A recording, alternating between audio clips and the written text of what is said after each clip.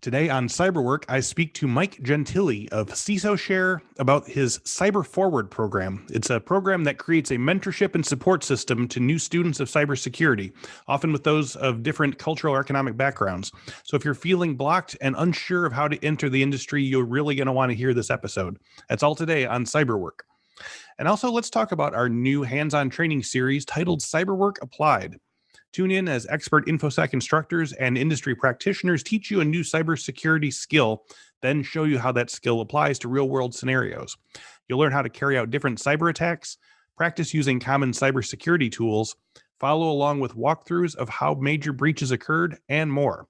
Best of all, it is 100% free. So go to infosecinstitute.com/learn or check out the link in the description and get started with hands-on training in a fun environment. It's a new way to learn crucial cybersecurity skills and keep the skills you have relevant. That's infosecinstitute.com/learn. And now, let's begin the show. Welcome to this week's episode of the CyberWork with Infosec podcast. Each week, we talk with a different industry thought leader about cybersecurity trends, the way those trends affect the work of Infosec professionals, and offer tips for breaking in or moving up the ladder in the cybersecurity industry. Mike Gentile is the founder, president, and CEO of CISOSHARE, headquartered in San Clemente, California, and has led the company since its inception to become a global leader in security program services and solutions. Initially an experiment, the CISOSHARE culture centers around learning and teaching to make the confusing security discipline understandable. In 2019, Mike founded CyberForward Academy by CISOSHARE, using this learning and teaching culture to address both the cybersecurity resource shortage and the livable wage gap issues felt in many communities. This partner-enabled professional development program identifies and then rapidly develops effective, job-ready cybersecurity professionals. So this is something we talk about in the show a lot about, is about the skills gap and about getting people started in an industry that is desperate for people, but often still has a lot of barriers to entry. So we're going to talk to Mike about CISOSHARE and its work in bringing new eager students and professionals into cybersecurity through the CyberForward program. Mike, welcome to CyberWork. Thanks so much for having me, Chris. So we always like to start off with the inevitable origin story. How did you first get interested in cybersecurity? You graduated with a BS in finance, and then you moved pretty quickly into manager of security and IP routing job with Core Inc. So what was the initial attraction from there? Yeah, sure. Well, when I was working on finance back in college, I took an internship at a finance organization, and the first thing was doing cold calling. To try, and I realized really quickly that finance wasn't really for me, and so from there, I was playing soccer at the time up in Northern California, and was kind of stuck because I'm from down here in Southern California. And so I ended up working at an internet service provider back in the day, and found that I kind of really liked technology. And so I kind of started to gear that way, and have never looked back since. Okay, so what were some of the major career skill or project milestones you had that got you from there to where you are now? Like, are there certain points where you're like, oh, I learned this certain thing, and then my skills or my abilities, just took a quantum leap forward? Sure. I think the biggest thing really had to do situationally with the .com era, believe it or not. So okay. When I got into, I started working in ISP, and then I went into technology, and then I wound up at Core, which you mentioned, which was an organization that had an application shop and an IT component. And basically what we did is we worked on really, really big projects that were funded by venture funds back in the .com era. And back then, it used to be, I have this idea. This is great. Here's $50 million. Go build it, company. And it was build everything, the data centers, the ERP operations, everything from beginning to end. And because of that, when you can get in from that point of view and really work on a team to build everything, it allows you to see completely across all the different components and how they work together. Right. And from there, it makes it really easy to then cross over into cybersecurity, which touches everything, of course. Yeah. And I tell people a lot of times that I was really lucky to have that, because it's not like that anymore. Right. After the dot-com boom, even now, there's still a lot of venture funds coming in and blowing stuff up. Very rarely do you just start from scratch and you're really everything, and they give it to a hit team to just kind of nail everything out. Right. But I think that experience was really paramount to transitioning into cyber.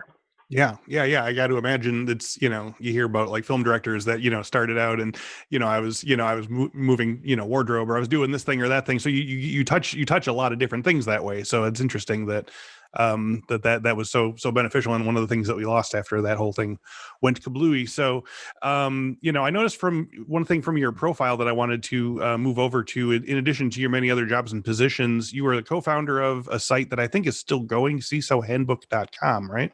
Which is a resource site for CISOs, CSOs, and security professionals, and a place for C-suite tech people who can share ideas and collaborate. So tell me about the creation of that project and how it's changed and developed over the past 17 years.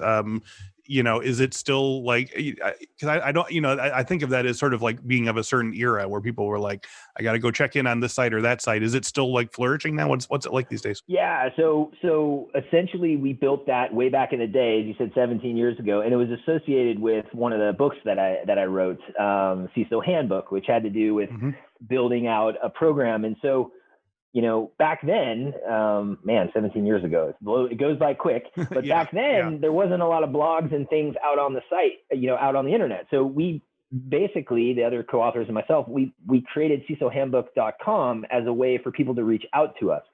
Because what ended up happening is, and we never really thought about this, is people did start reaching out to us. Schools started using the curriculum. And then all of a sudden we'd get emails from people saying, I'm working on my practicum to come up with a security program. And, what are your thoughts on this and that? And in the beginning, I didn't know what was going on. And then I figured, then they'd be like, oh yeah, this university's using it or that. So as we started to get more and more questions, we put that together. Over time, that site we've always just kept it up because it's associated with the book. Right. But really, we've transitioned more over to what we're doing now, what I'm doing now over at CISOSHARE with our team. And it's kind of just a placeholder for the book at that point. Got it. However, since it's been around for so long, it still gets a lot of traffic because it was one of the first puppies out there. So, yeah. Okay. Let's jump into that. Then I want to talk to you first about, the big focus is the CyberForward program, but I want to first hear a little bit about what CISOSHARE does, and then how CyberForward fits into that agenda.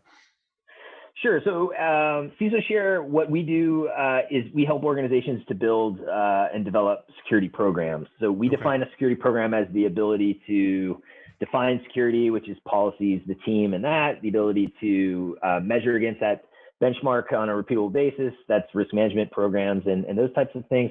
Right. The ability to then take the information from those measurement activities against that definition and give it to stakeholders so they can make informed decisions. And then finally to execute. So those four capabilities every organization needs to have from a security program perspective.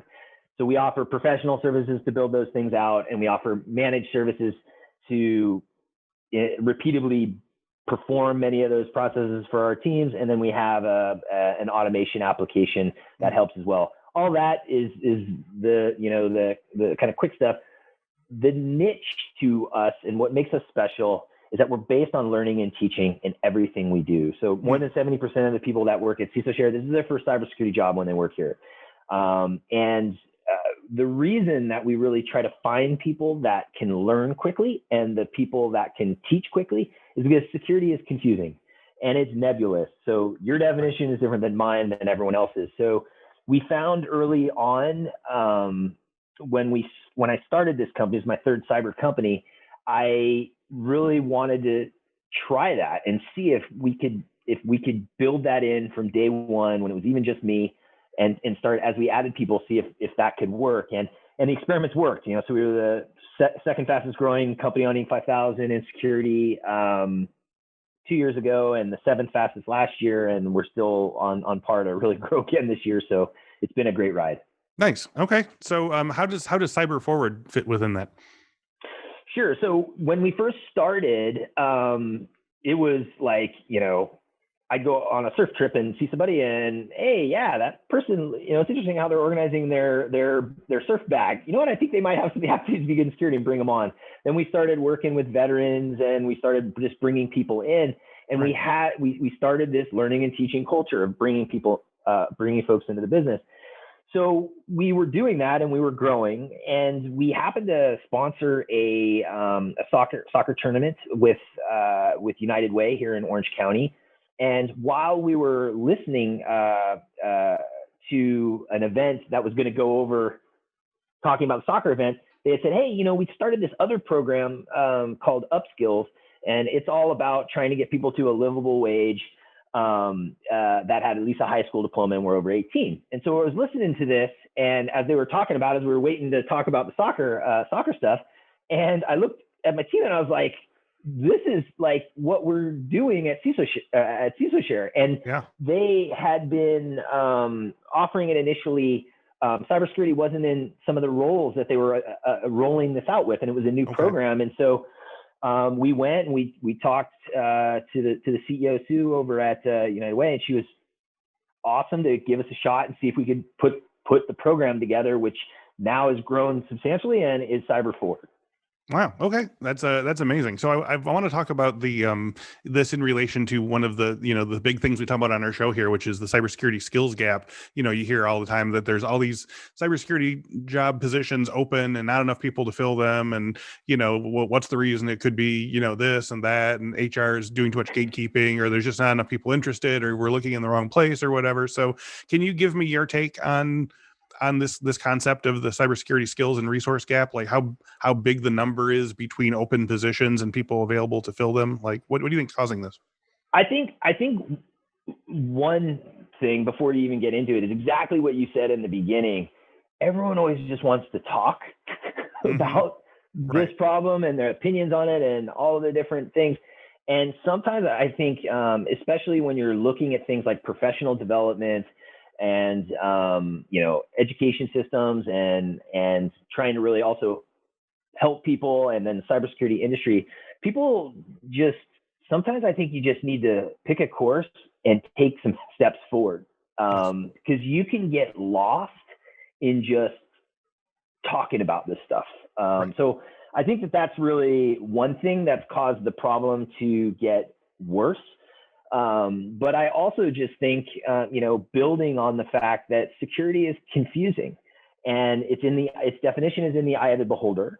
Yep. So it's caused on the hiring side in organizations, the job descriptions are reflective of the definition of the people that need the help. And oftentimes what happens is it's actually the definitions of multiple people. Which is why the job descriptions are cuckoo for Cocoa Puffs a lot of times in our industry, right? Right. Then if you look at the talent, we call them talent participants in our program. When you look at the talent out there, they are in a position where they think that cybersecurity, most of the time, their definition is it's a person in a hoodie hacking all day long, right? It's anonymous. Yeah. Oh yeah. And so they don't think that they can do it. And, in our opinion, the majority of cybersecurity, it's a people discipline, even though there is a lot of technology integrated into it. So those two things, all centered around the concept of the nebulous nature of security, I think is the biggest thing that proliferates this shortage or whatever in terms of supply meeting demand. Yeah, one of the things that we talk about on here a lot is just how many jobs there are in the sort of umbrella term cybersecurity for people who don't have any tech background, things like, threat modeling or risk assessment or, digital forensics. So many of our guests will say, we'll teach you the tech you need to know. We just need to have people who are inquisitive and want to work and want to do this sort of thing. In CyberForward, like, is there a sort of a spectrum of the types of training and cyber positions that you work with? Or are you sort of working mostly in the tech specific stuff? That's a great question. So, I mean, I think that's even another portion that also contributes to the issue is the definition of training providers in terms of what they think security is as well, which Right. most of the programs that are out there are almost all technical, right? They're hacker camps and Yeah. different types of things. Also, at least as from an educational perspective, they start with STEM or CTE pathways almost always. And what we think and what we've done is we've created this model, we call them job role architectures. But really what we found is that out of all the cybersecurity job roles in the common security program, and there's, depending on where you look, there's 50 to 70 of them when you really break them down. They all break into two archetypes in our model.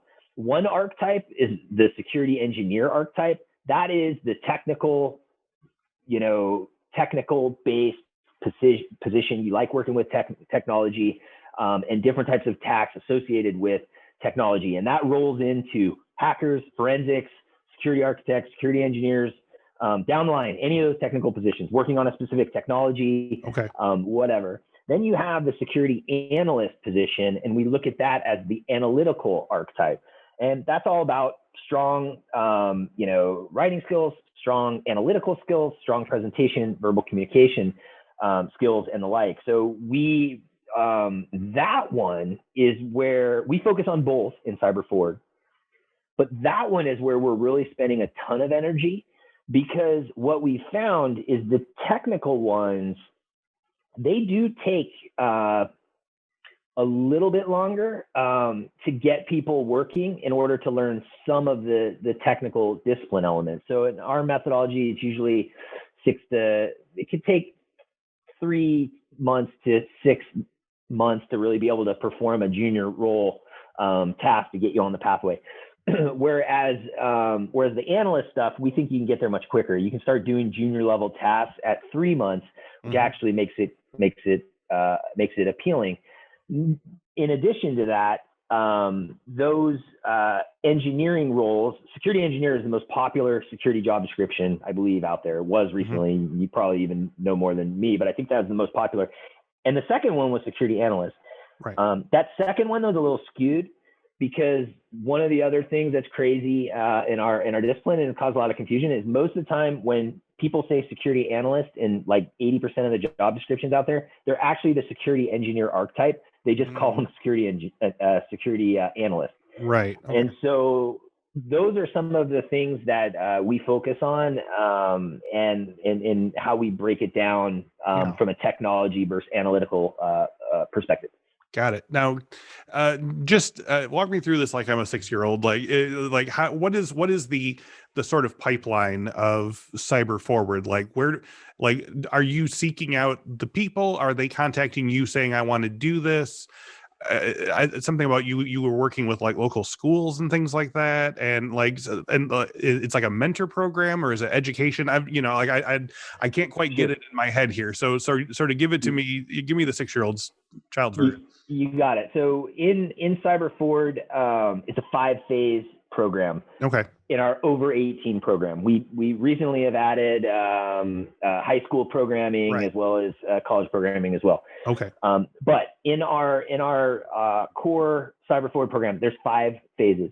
Phase 1 is all about identifying talent to move into the program. We work with our network of partners out there, community partners, and they can be nonprofits, they can be schools, they can be military organizations, they can be whatever. We work with them to help within their pools of people to identify talent that can come into the program. We spend as much time during that phase working with our community partners to also tell them, hey, security is not just someone hacking all day and what it is, and then helping them to identify. From that, they come into a 4-week class. And at that time, we also work with them on identifying any roadblocks they may have. And that's another difference in our program. Roadblocks are things like housing insecure, access to technology, access to the internet, transportation, access to healthcare. At this point, we've seen everything, access to legal services so you can get a visa, whatever's out there. Yeah. We also wrap around these folks with a support system of mentors, as well as the community partners that we work with that support them all the way through all the other phases I'm going to talk about. Okay. In the class, the initial class is focused on, it's 1 day a week for 4 weeks. And we're helping them to kind of connect the dots on just what is this security maze and where do I sit in it, as well as we teach them how to do 3 specific job security roles at a junior level. Okay. And so we get going, they are force ranked against each other, and those that make it all the way through the program then move into phase 3. Phase 3 is a internship at CISOSHARE, where we are further working with them on how to perform those junior level roles. And even, it's still mock work, but it's much more real. From there, we then work with hiring partners that are willing to give these folks 3 to 6 months projects working on those junior level roles that we engage them in, which is a third-party analyst, a policy analyst, and a vulnerability engineer. And so at that point, that's what we really view as the gold, which is real world work experience that they can get on their resumes. They can then be re-engaged by that same hiring organization for another contract in phase 5. They can be hired by the organization as well, and they can stay in the CyberForward program up to a year. Okay. So that's how the whole program works. We've had, I think, about 195 people come through the program. Our metrics are pretty crazy. I mean, we usually get people through and get them actually getting that real world work experience. About 50% of them actually get to where they get all the way through the program, get that real world work experience, and then move on. And we have really high diversity and inclusion metrics and all that. I think because many of the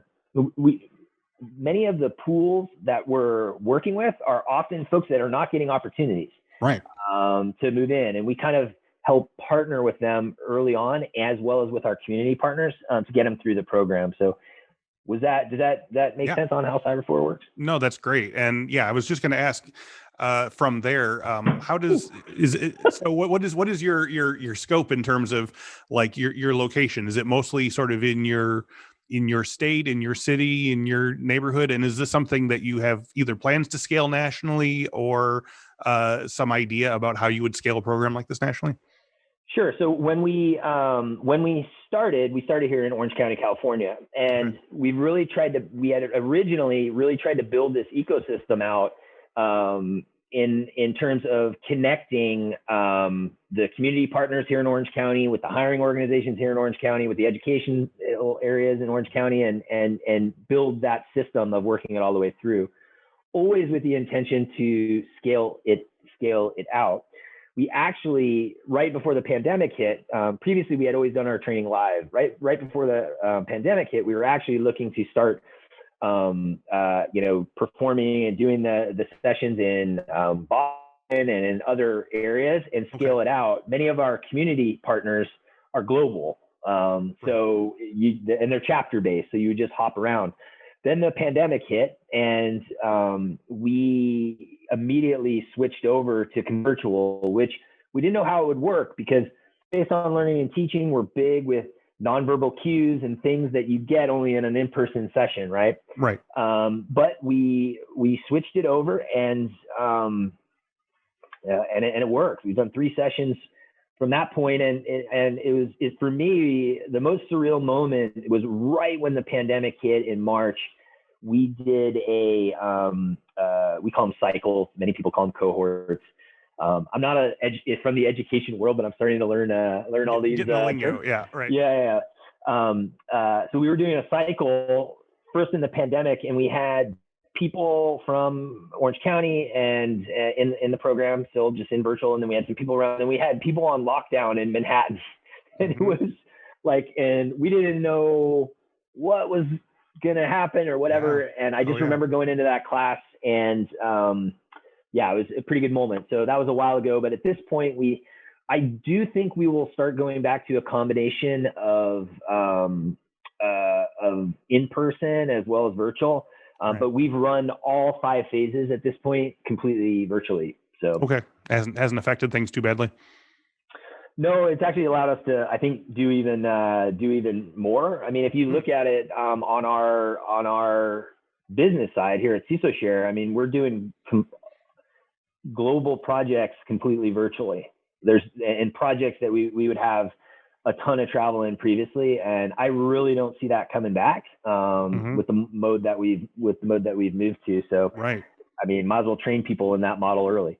Yeah. So I'm excited to talk. I'm excited to hear that, like you said, you have high metrics and that you're working really hard to with diversity, inclusion, and sort of drawing from maybe harder hit communities and things like that. Can you talk about the livable wage gap issues that you're addressing and the way that your the outreach is sort of angling towards getting people sort of up to speed that way? Sure, and I think I mean. Also, too, we don't even close to have all the answers in this game. Of course, no, yeah, but you're asking the right questions, though. It sounds like.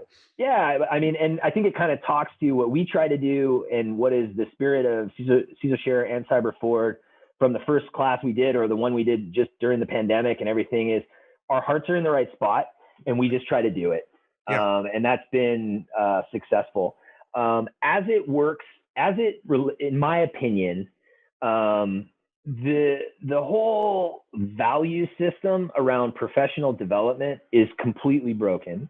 Just take out even the diversity and inclusion and all that. But right now, students have to pay for a ton of stuff and they get some value out of their training. However, the businesses that hire them or the security technology companies, there's some great ones out there that are making, that people get trained up on those technologies and then move those out.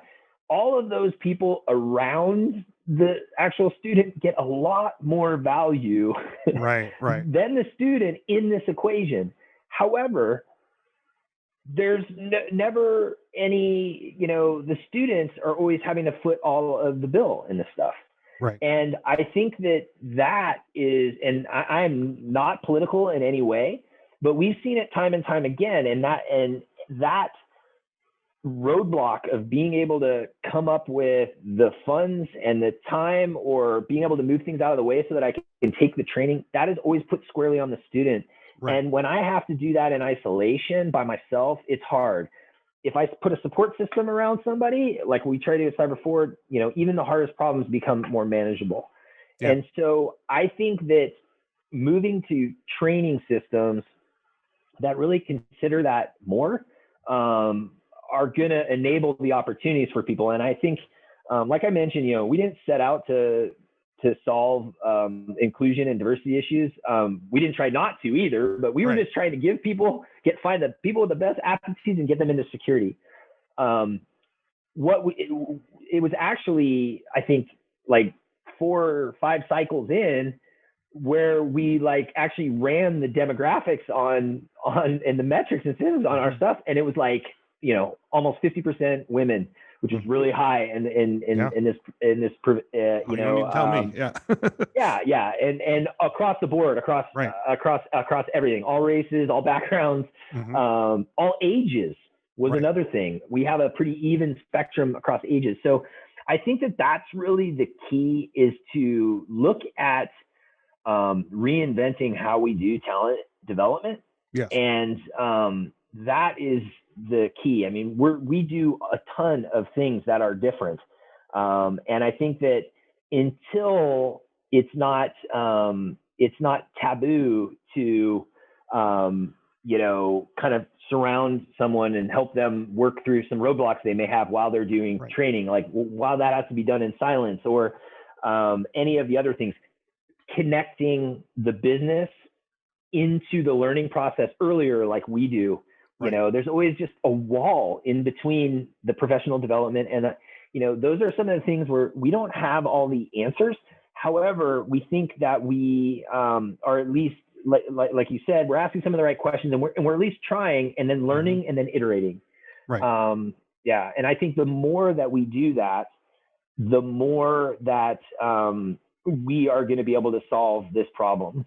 Yeah. Can you talk a little bit about the support networks that you have in place for these students, especially as regards some of the more abstract things, like you said, like sort of like community support systems and legal assistance or other sorts of things. I mean, obviously there's the educators, but like give me a sense of like the sort of like Sure. the whole program Sure. in that regard. Yeah. So the biggest thing that we do is we create a network, like you said, and we connect our community partners with the folks that are doing the education, with the mentors and professionals in the community, with Yep. the hiring partners. So it's in our class, we have some core principles, and one principle is that like it's your job to identify any roadblocks you may have. And to manage them. However, we're here to help support you to do that. Okay. The biggest way that we do it is the community partner also is still in your court through the program. So a lot of times you'll have someone, for example, that maybe they experienced domestic violence. Maybe they might have experienced a lot of different things. Right. Maybe they're housing insecure. Whatever the case, or maybe both. That happens often. And the community partner that will identify that talent participant for us, they don't go away during the process. There's still that support within our framework of how we work together. So that's the biggest way that we do it. In addition, we keep that phased model. So it tells the talent participant where they are in the process, but it also tells our partner network and mentors where to engage at a point. So mentors, they generally come in, they donate their time, and they come into the program. And one of our other values and principles is, we'll teach you anything you want to know, but we ask that you give back. So when people come through the program, then they donate their time back. And we have a very high percentage of people do that also are supporting and being mentors. So they engage and support. As they move through the program and they start getting ready for hiring, we have some amazing cybersecurity job recruiters that come in and help and do mock interviews and prepare them. We've been working now with bringing in financial folks who are helping, and going over best practice. Like we try to bring in people depending where they are in the stage. And then we also are always working with all these amazing community partners out there that do so much great work. So that's how it works. And that doesn't stop when they work in phase 4 and phase 5. So when they're working at a hiring organization, they are actually still part of the cyber. They still have access to all that support system when they're working, which is also a little different. A lot of times you finish school and then you're done. You're on your own. Now you're in the working world. So. Do you have any particularly interesting or inspiring stories of people who've gone through your program and where they are now? We have had, I think the biggest thing that I see with folks is that a lot of times when people come into the program, they may have a roadblock and they're maybe in a tough spot, right? Some tough things have happened, and in some ways, I don't know any other way to say it, but they're a little beaten down. Like life hasn't been that fair to them, right? And when you actually, as they're moving through the class, and I only know this because I teach class. We have multiple teachers now, but it's been pretty life-changing for me. But I actually go in there and teach. You can see the moments in their eyes, literally, especially when the support system wraps around them, where they're like, wow, you know what? Maybe life is throwing, this can work. And you can also see that they're starting to like believe in themselves to move forward. So for me, and then I'll get into some of the stories, like, I swear I can see the like exact moment when it happens during some point in the class. That has been unbelievable. I love some of the stories that I really like, though. I love people when we do a lot of verbal presentation, presenting. We do a lot of role play and things like that, and a lot of written exercises. I love when someone, in the beginning, we ask people what are the roadblocks and they go over it, and sometimes they'll be like, I'm really uncomfortable talking in front of people and communicating and speaking and the like. And And all of a sudden, then we'll do an exercise 5 minutes later. Okay. And it's always volunteer in the beginning, who's willing to stand up and do this exercise and talk? And 9 times out of 10, it's that person that, like, it's just killing them. Yeah. But they are like ready to take advantage of this opportunity and push it. So there's countless times where that's happened. Another real thing is just moving through the program. So we've had a ton of people that have moved through the program and gotten all the way through, and they're now working and not only working in cybersecurity from having no cybersecurity experience at all, but they are actually even moving up, in the job, and are moving into supervisory positions or leadership positions. We also have people that came through the original before there was CyberForward at CISOSHARE, we were doing this, like some of our original cohorts, and thank you to them, because we were learning about this learning and teaching model, that are now security officers. Wow. We have multiple ones. And that's just, for me, that it's just unbelievable. And I could literally sit here all day long and talk, as well as some of the things I've learned with the hardships. I mean, you have sometimes people are in, shared housing, and there's things you learn that me and you maybe take for granted if we weren't in those situations. Like you can't often talk on your cell phone in a shared center. And that's hard in cybersecurity, especially during our program where we're doing mock stuff. So just working through some of those things that you don't always think about is crazy. We've had people that their schedules were in a way that they've driven out. This is when you could do that portion of the program and drive and do on site. Yeah. We've had people that literally have driven out because of their schedules and having to drop someone off or something, that would come to the office at like 5 a.m. and literally wait to get in. And those types of things, when you see some adversity that people are in, but they're just giving their all and really trying to move forward, and then give back once they've come through the program, it's pretty unbelievable. I love that. So, moving into the future, what are your next year or your 5-year plan for CyberForward and its goals? Are there any ways you're planning to grow the project and its impact? Yeah. So, we want to continue on really pushing the program out global. We are pushing more and more at getting the ecosystem in Orange County, though, highly developed, right? Just because we're down the path a little bit here in Orange County, and so we're really just trying to get it even farther and more advanced with funding solutions and different ways to actually make the programming work. We've started with a college here. We just signed university here in California. We have just signed some programming that takes our initial CyberForward programming that gets you to a junior level capability. It gets you from a junior level capability to a mid-level capability in analyst and engineer tracks. And so we're really excited about that. And then also we've been working with the departments of education down here and some of the different educational groups and schools to create a high school pathway. As well as even before that pathway. And so we are just going to be piloting CyberForward for high school seniors. And we're pushing that out in this summer and organizing for that. And there's, a ton of students here in Orange County, and the time is even more now for this type of programming. So that is a lot of what we're working on, with the spirit of, there's a lot of people that are doing a lot of things, especially in the education system and many of the schools, advanced education and high school. What we're just trying to do is use some of the things we've learned as a cybersecurity company to just speed that up and get people to working quicker. And so that's also our focus. If we even help that a little bit, and we get this program out to, throughout the United States or even more, and we cover that, I'll be happy with what we've done, but there's a lot of work still to do.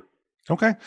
So as we wrap up today, I want to, so obviously you're primarily based in Orange County and people who are needing help there, but, talk to some of our listeners who might feel a little overwhelmed or beaten down or who want to get into cybersecurity, but are feeling kind of overwhelmed. Like what should they do if they don't have a CyberForward in their area? Like, what are some of the first things you recommend to try and sort of clear roadblocks out of the way?